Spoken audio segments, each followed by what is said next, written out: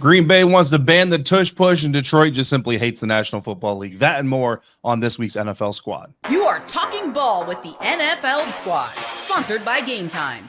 From the Chiefs to the Bills, Falcons to the 49ers, and everyone else around the NFL, it's the local experts of the Locked On Podcast Network bringing you scoops, breakdowns, and the most comprehensive preview of the upcoming weekend for hard-hitting football with our harder-hitting takes.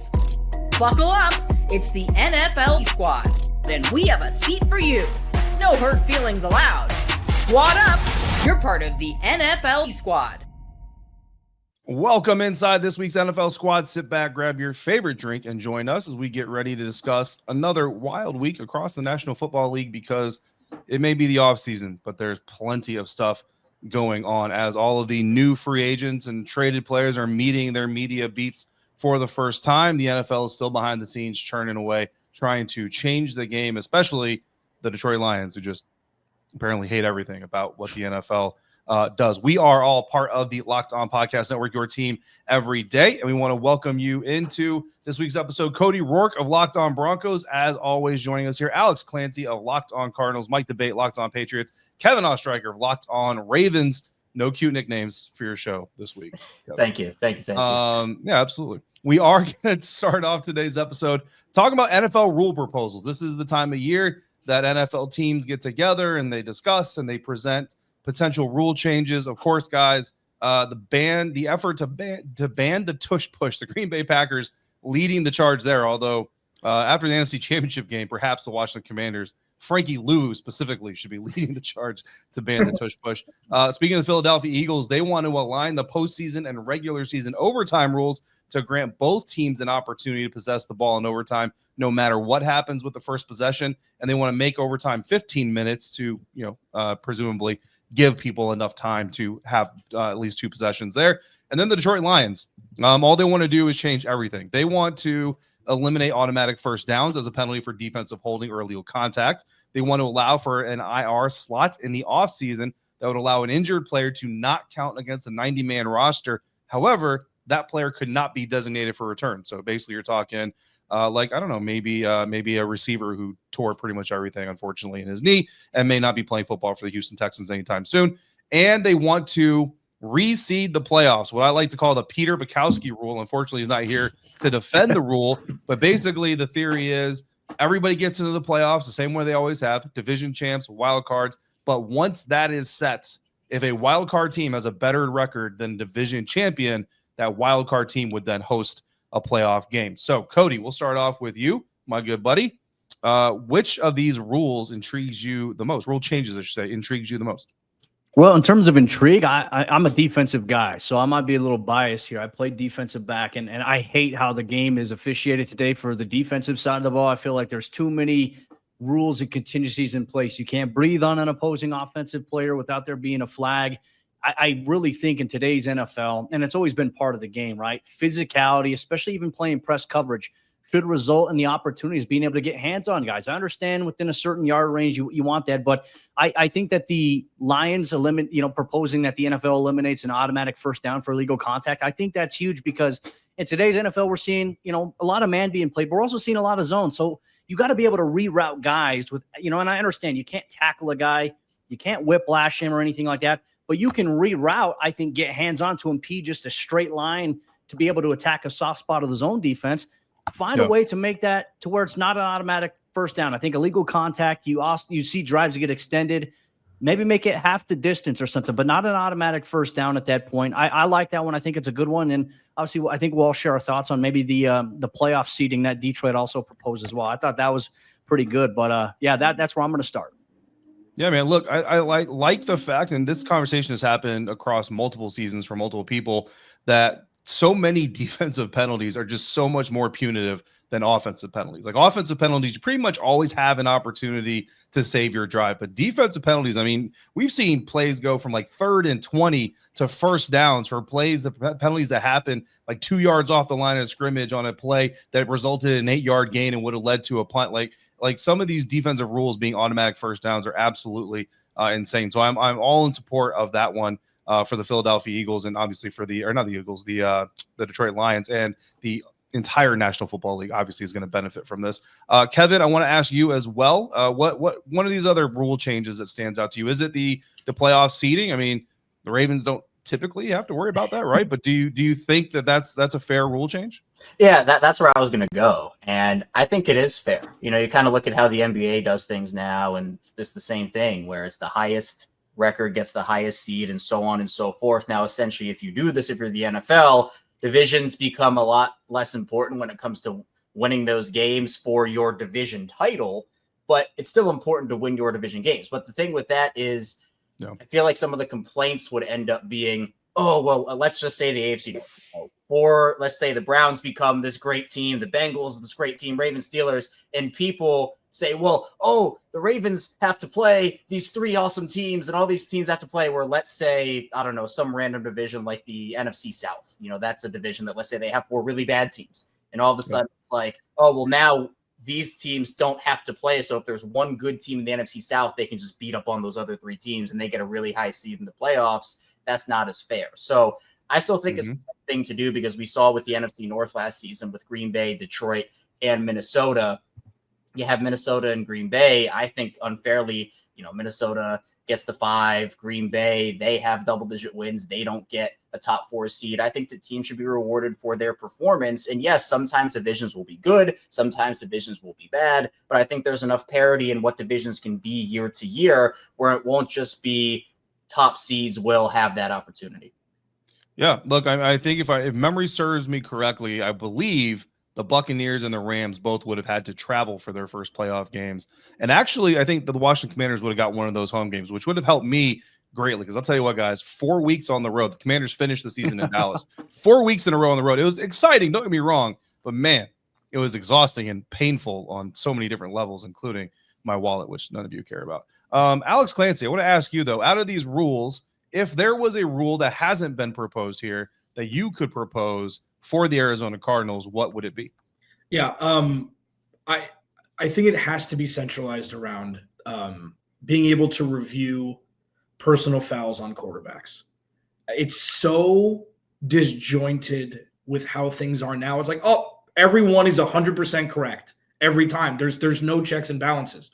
And this doesn't have to be, a head coach has an extra challenge a game just for that specifically. This could all come from the booth. There have been such egregious calls, and it's not just Patrick Mahomes who gets these calls. Quarterbacks get the helmet turned one way, but it was a legal hit and it was a shoulder pad or something, 15 yards. And you talked about it earlier, David, like they're debilitating to defensive drives when you have somebody on 3rd and 20. So I think that's the biggest one for me. I did want to touch really quickly on what Kevin said about the parity with reseeding. I think we have a lack of parity now. The really good teams are getting a lot better. So it's not like there's no middle class in the NFL anymore. So I don't think reseeding should be something where it's like it used to be, oh, you get a last place schedule, you have a better chance of getting first place in your division. That's gone. Like Philly's getting stronger every year. Detroit's getting stronger every year. Jacksonville's getting worse every year. Tennessee's getting worse every year. So there's not the parity like there once was. And while there always will be, it's not going to be as cyclical as it used to be. So I think that's what makes it tricky with the reseeding. Yeah, look, I mean, I think the NFL still has the most parity of any professional sports league on the planet. Granted, I agree with you. I think teams that we've seen.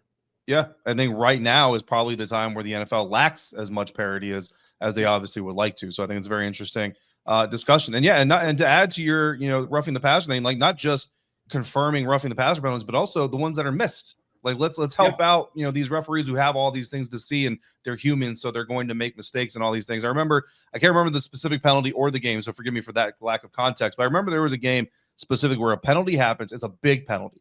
It's a big time penalty that moment in the game, and literally everybody in the press box is sitting there saying less than 60 seconds later, we're all sitting there saying we can see on the angle that we get, which we don't even have all the angles, that's a bad call. There's absolutely zero reason to not use the technology that the NFL has at its disposal right now to make sure the game is officiated appropriately when it takes seconds. We're not talking a 5-minute commercial break here. We're talking seconds to get these things right. Sometimes absolutely no reason that technology. What's the point of the sky judge when you run into that situation? Like you're What's telling going on me these the NFL cameras? can't have their guy that's mean- up in the box say, hey, okay, we got word in really quickly. Hey, that's the wrong call. Let's change it. Like they're so concerned about, oh, we can't stop the flow of the game at the sake of getting it right. I think that they should. I don't think it hurts. Like players want you to get it right more so than it's like, oh, here we go. You already have these stupid 2-minute TV timeouts that these guys have to sit there and watch people in the stadium do little, races like barrel races or running around the field. It's like, hey, if you're stopping that for that, they hate that. But if you're stopping the game in the context of getting an important call right that could make a difference toward the end of the game, they're okay with that. I've talked to players, but that's what we're running into though. The NFL, they have the technology to do it. Why can't they embrace it? It's already the slowest. It's already the slowest paced game of professional sports by a long shot now because baseball is a shot clock. I mean, what does it matter? Yeah. What does an extra minute or two here and there matter? And we've seen them do it too. At times during games.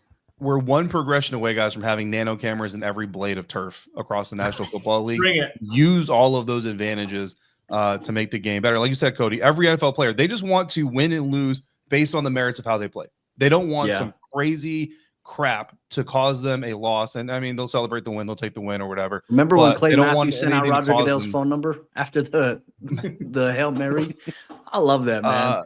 Mike Debate, well, I also need you to chime in, man. What's a you know a thing or two about covering teams that affect rule changes? What's a rule change you'd like to see the NFL adopt?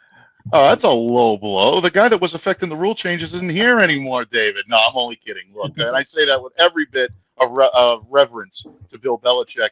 But look, I think a rule that right now is catching my eye is something that affected the New England Patriots in years past, and that's the playoff overtime rules that the Eagles are proposing right now. Right now, they'd like the regular season overtime period to match the postseason overtime period. And look, I understand the need for equality in that relevance and that realm to allow teams equal opportunity to be able to possess the ball and that type of chess matchup where let's see if your defense can stop my offense and go one-on-one and still have a chance.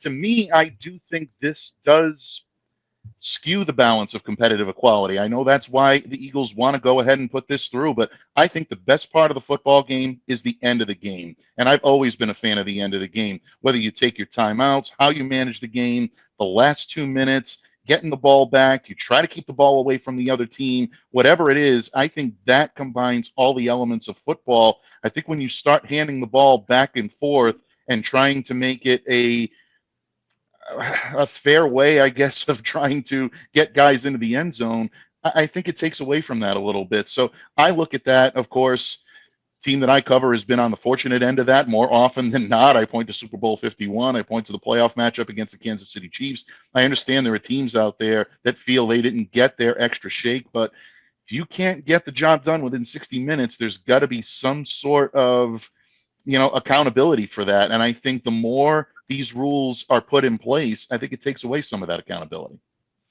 Yeah. I say just coin toss it. Just have a coin toss. You know what? Actually, just break out Madden at the 50 and just have them go at it for Let's 15 go. minutes. And Madden, get your best Madden player from the locker room, equipment guys included. Just throw them out there with controllers and let them have that. I mean, obviously, I'm just joking. What isn't a joke is the fact that Aaron Rodgers might be about to complete the Brett Favre trifecta, and it would be the most amazing thing that I've seen in my time watching the NFL, and has nothing to do with what happens on the field. Is Aaron Rodgers going to Minnesota? Conflicting reports as we enter this week here on this NFL Squad episode, part of the Locked On Podcast Network, your team every day.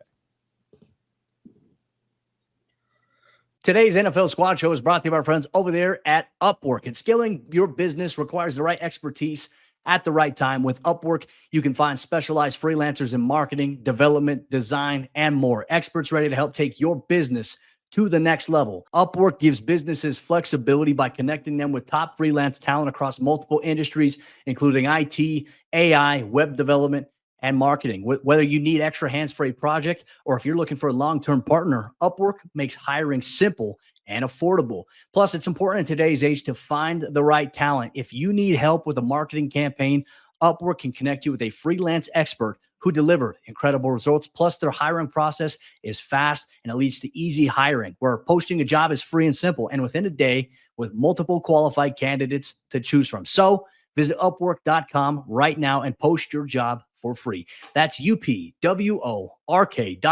Upwork.com, to connect with top talent and grow your business today. Today's NFL Squad Show is also brought to you by our friends over there at Gametime. And look, folks, imagine watching your favorite team live, feeling the energy of the crowd and witnessing unforgettable moments. That's the stuff that we live for as fans of sports, as music enthusiasts. And there's nothing like experiencing a big game or a concert event in person. And that's why Gametime is important for you to go for all your ticket buying experiences. Getting tickets shouldn't be stressful. That's where Gametime comes in, making it easier than ever to grab last-minute seats at unbeatable prices. Plus, they have Gametime picks. Curation makes it easier to find better value for tickets to sports, concerts, comedy, theater, and anything that's going on in your area. And look, they have great deals on some of the huge matchups coming up in the world of basketball. Plus, they have super deals like their lowest price guarantee or Gametime. They will credit you 110% of the difference. So take the guesswork out of buying tickets with Gametime today. Download the Gametime app,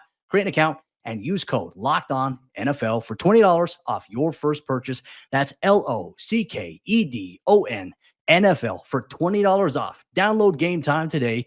Last minute tickets, lowest price, guaranteed. The most unwanted quarterback on every week's NFL Squad episode, Aaron Rodgers, yet he is the guy that nobody can stop talking about, man. Like, it doesn't matter how many, I don't say how many teams he's ruined. He only ruined one team, but it doesn't matter how badly he ruins the team, how badly his friend comes to save the day with him and just ruins his season and just what else happens. Aaron Rodgers just will not go away. The latest, gentlemen, is that the New York Giants actually seem to be out on the whole conversation, but also may not be able to trade up to number one. So maybe they are going to be forced to be back in it. But the Minnesota Vikings, obviously, look, for those who don't know or don't remember, Brett Favre goes from the Green Bay Packers and the New York Jets, ends up with the Minnesota Vikings. Aaron Rodgers and Brett Favre hate each other to a certain level of extremity that I'm not interested in really learning about, but it's there. Aaron Rodgers, of course, goes from the Green Bay Packers to the New York Jets. Now, comically, he may go to the Minnesota Vikings. I think the only thing better would be to make him wear number 4 in Minnesota if he shows up there. However, there are reports that, one, the Minnesota Vikings are preparing to go forward with J.J. McCarthy. Then there's also reports that, yeah, but they also haven't completely closed the door on Aaron Rodgers. So I want to ask you guys this first and foremost. And actually, I'm going to start with you, Mike Debate of Locked On Patriots. Should the Vikings be interested in even leaving the door cracked for Aaron Rodgers, or do they need to move forward with J.J. McCarthy, their first-round quarterback from last year who was injured and unfortunately was on IR all of his rookie season? No, they do not need to leave the door cracked open. They drafted J.J. McCarthy for a purpose, and I believe that's the guy they need to go with. Look, the fact that they invested such high-level draft capital in J.J. McCarthy shows that they like J.J., and they're being smart and not alienate him by bringing in Aaron Rodgers at this point. They saw what Sam Darnold did with this club last year. They see Jaden Daniels and Caleb Williams, and even if you'll permit me to be a homer for a second, folks, even Drake May, having first-year success. You know, they know that JJ can come in and he can keep this team right where it is. Why run the risk of bringing in a player who's clearly not into mentoring his successor, someone who could disrupt the team building dynamic that they've built in Minnesota? Aaron Rodgers and the sideshow that he brings with him, in my opinion, is just not worth it. So I think the Vikings would be smart to close this door, put all of what you've got behind J.J. McCarthy, and then at that point, you can move forward, and that's where this team is headed in the short term and in the long term. They clearly saw a lot of what they love in terms of team building, in terms of leadership. When it comes to J.J., I think opening the door for Aaron Rodgers is the wrong move in every facet for the Minnesota Vikings at this point. Yeah. I mean, look, when JJ came in the NFL, everybody knew, or everybody, analyzed or projected, right, that he was a project. He was going to need some time to grow and learn. That's why a team has Sam Darnold and J.J. McCarthy, so they can make the best decision they need to moving forward and all that stuff. But Sam Darnold is not Aaron Rodgers in a lot of ways. But like you mentioned, Aaron Rodgers is not really friendly with. He doesn't play well with others. You know what I'm saying? Which is ironic considering you play the most complete team game ever. But it is what it is. So Cody, you know a thing or two about veteran quarterbacks going places. Obviously, it went much better in Denver with Peyton Manning than it will go. I don't care where he goes. It's going to go a lot worse than what happened with Peyton, wherever Aaron Rodgers ends up. So if it's not Minnesota, where, I don't even say should, but where might he land? He shouldn't land on an NFL team this year. In my opinion, like, I understand teams like the Pittsburgh Steelers, the New York Giants, as the time that we're sitting down here on Wednesday afternoon recording this, why would you want to hitch the wagon there? Like we talked about last week, if you're the Giants and you're that coaching staff and Brian Daboll and Joe Schoen at GM, this is it. Your last chance is really trying to get it right this year. Now, if you draft a rookie quarterback, in the draft, the Giants might be able to extend the runway of Schoen and obviously Brian Daboll a little bit, because now it's like, hey, we have a rookie quarterback. Let's see what he can do. It's going to take some time. We've got a good receiver around him and Malik Neighbors, but that's not going to be enough, to do it. So hitching the wagon of those guys would be absolutely laughable at this point. The thing that drives me nuts about this whole Minnesota Vikings thing and Aaron Rodgers, why would you do that to J.J. McCarthy in a sense? Because think about it from his perspective. As we've seen, his fan bases, they want to win, right? I understand Aaron Rodgers, he might still be able to play some decent football, but in my opinion here, you drafted a guy to be your eventual franchise guy. If you bring Aaron Rodgers into the mix, even if Rodgers is the backup there in Minnesota, every little mistake that JJ makes, you're going to have the fan base.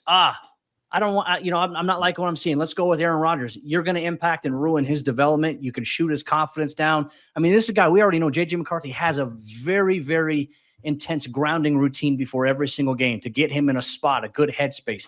You bring Aaron Rodgers to the mix, I think it completely throws that away. I think it's stupid. In my opinion, Rodgers shouldn't play football in 2025.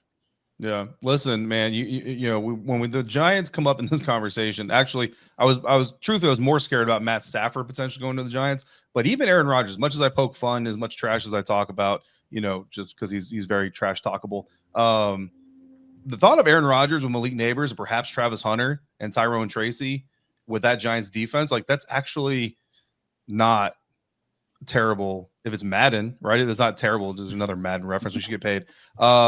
I have a feeling, Alex Clancy, you don't think Minnesota is a bad idea. Am I correct in that assumption that I'm making completely uncued? Yeah. So it's the lesser of two evils. And let me explain. So while rational thought would lend you to think that Aaron Rodgers is a complete dumpster fire that you wouldn't let enter the stadium, I completely understand that. Minnesota, included with the Giants and the Steelers, is the most stable situation for Aaron Rodgers. Sure, the Steelers have been the most stable organization maybe in the history of football. They've got two problems on the outside of wide receivers. DK Metcalf is the highest penalized wide receiver since being drafted, and George Pickens, you don't know what you're going to get each day. So you put three of them together on the same field, that's not good. Brian Daboll probably isn't as good of a head coach as his reputation still would allow him to think. Joe Schoen completely ravaged. He Dallas Mavericks that team. So why would you want to go there? Kevin O'Connell's probably the most underrated head coach in football. And you have Aaron Jones, who he has a history with. You've got the best wide receiver in football. You've got a top 5 number 2. You've got a top 5 tight end. You've got a really good defense. They've got draft picks. If you ask me who gives the best chance to win in 2025 to potentially save Kevin O'Connell's job, it ain't the kid. He was a project. Yeah. When people said that he was going to draft him at 10, you're like, really? This dude who barely threw the ball, and then he threw a couple beautiful balls during the preseason, and it was great. But this isn't about making friends. This is about winning football games and saving Kevin O'Connell's job. And Aaron Rodgers plus Justin Jefferson is a double-digit win team, in my opinion. So you take the bad with the good, and the good is still there, especially behind that offensive line. So I know it's not perfect, but it's the better of both, in my opinion. It's an interesting take. It is an interesting take. And, look, if the Vikings decide that A-Rod gives them the better chance of winning, like you say, and that's more important than developing their first-round quarterback and potentially, even resulting in them trading him a la Trey Lance before he ever Trey Lance had some opportunities, but before JJ really gets a chance to show his stuff.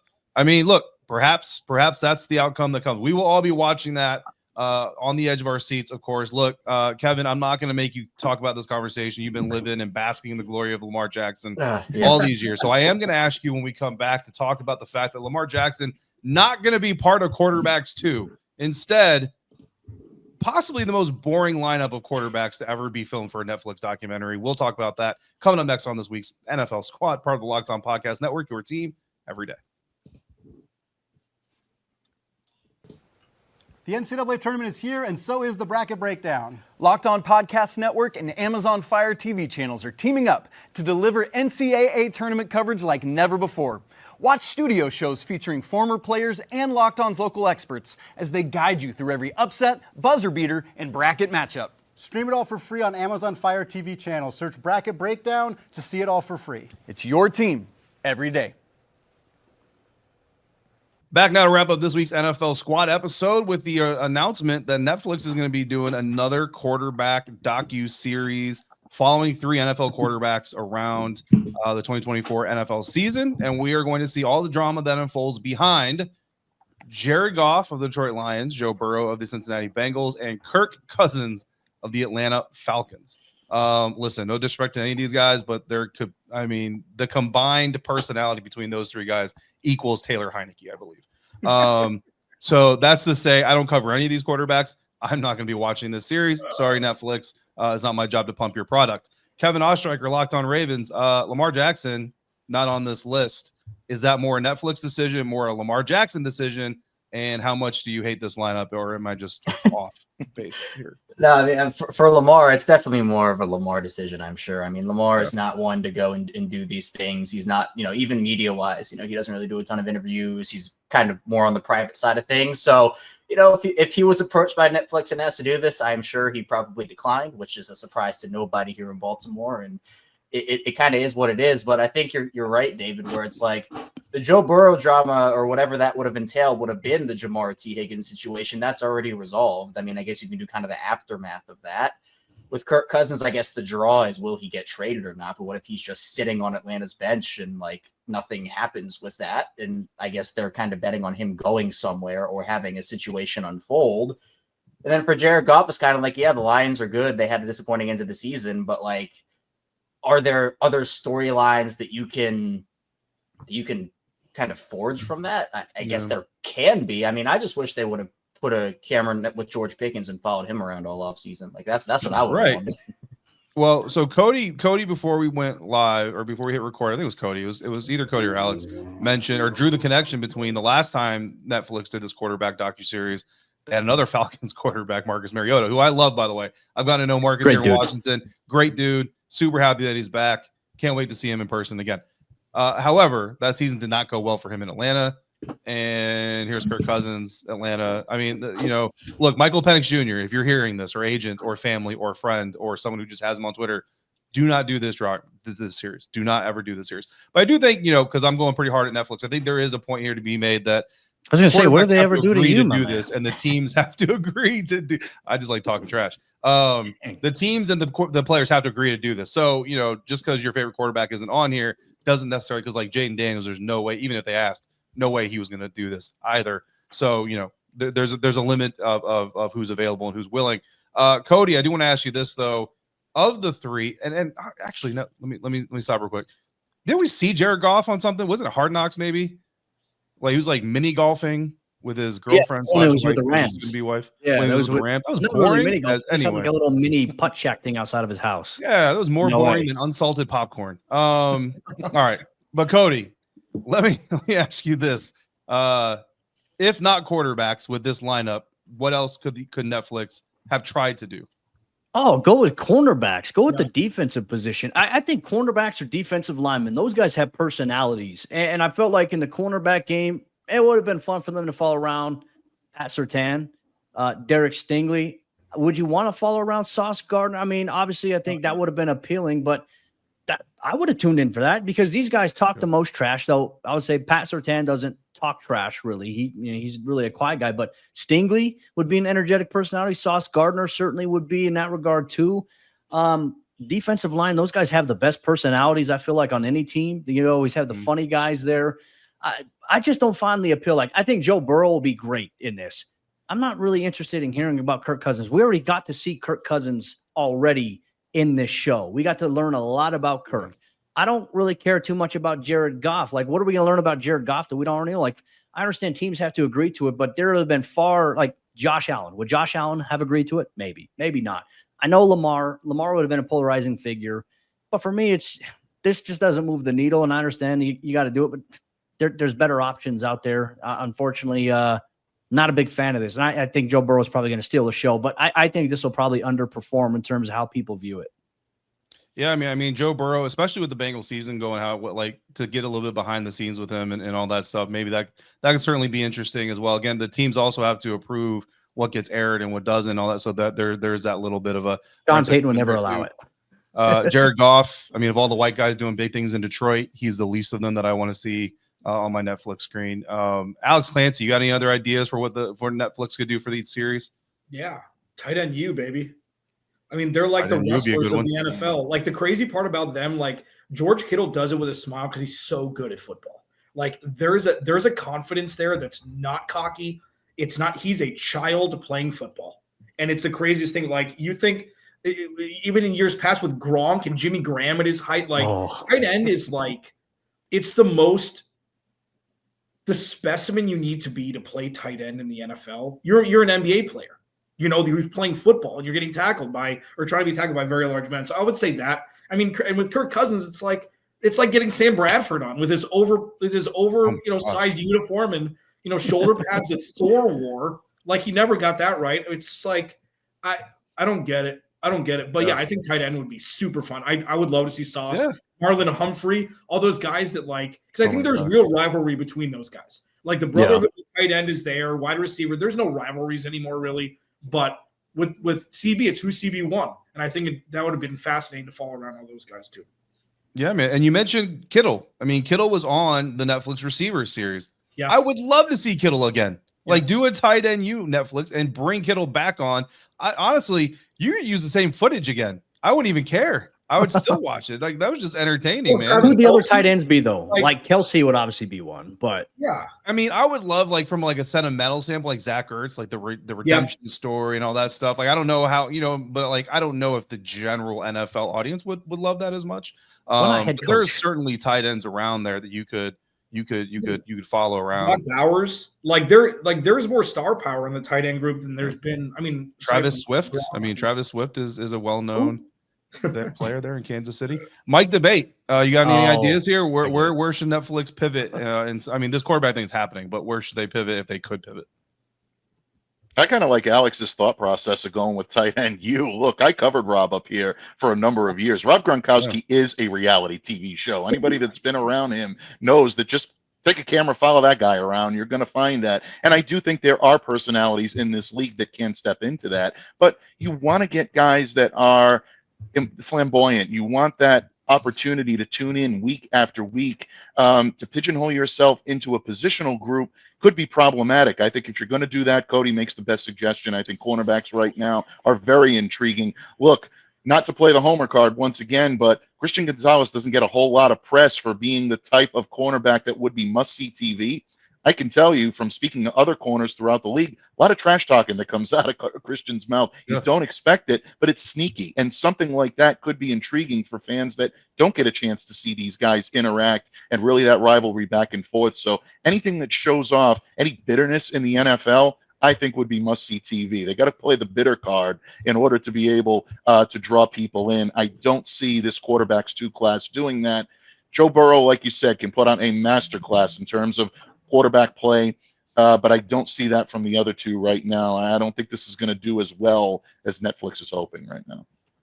Yeah, look, usually you hear Omaha and good things happen afterwards. This time, I'm afraid it's probably going to be a big swing and a miss. But this episode of NFL Squad has been a lot of fun, so thank you all for joining us here for this week's NFL Squad. We will be here each week, so make sure that you're following along and coming back for all of the wild fun happening around the National Football League. And, of course, follow every single person you see and hear in this episode because we are all part of the Locked On Podcast Network, bringing you coverage of all of these teams every single day, 5 days a week, all part of the Locked On Podcast Network, your team every day.